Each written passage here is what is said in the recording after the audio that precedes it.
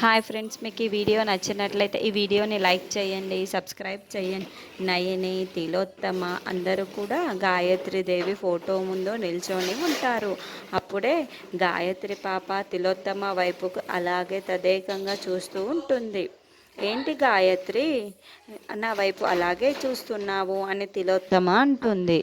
పాపం వాళ్ళ నాన్న చెయ్యి అంటే విశాల్ బావ గారి చెయ్యి బాగోలేదు కదా, వాళ్ళ నాన్న కోసం మీరు ఏమైనా పంచకమని తీసుకువచ్చారేమోనని ఆశగా మీ వైపుకు చూస్తుంది అత్తయ్య అని సుమన ఎగతాళిగా మాట్లాడుతూ ఉంటుంది.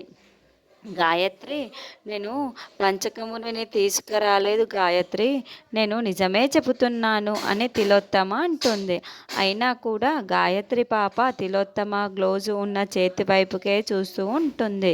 నేను చెబుతున్నాను కదా గాయత్రి, కావాలంటే నా చేతిలో ఏ పంచకమని లేదు, కావాలంటే నువ్వే చూసుకో అని తిలోత్తమ తన గ్లౌజు ఉన్న చేతికి గాయత్రి పాప ముందుకు పెట్టేస్తూ ఉంటుంది. అప్పుడే గాయత్రి పాప తిలోత్తమ చేయికి ఉన్న ఆ గ్లౌజుని అలాగే చూస్తూ, అలాగే గాయత్రి పాప, ఎందుకు అత్తయ్య, అయ్యో పాప, ఎందుకు గ్లౌజుని లాగేస్తున్నావు, అలా చేయకూడదు కదా నాయన, వదిలేసాయి అని నయని చెబుతుంది.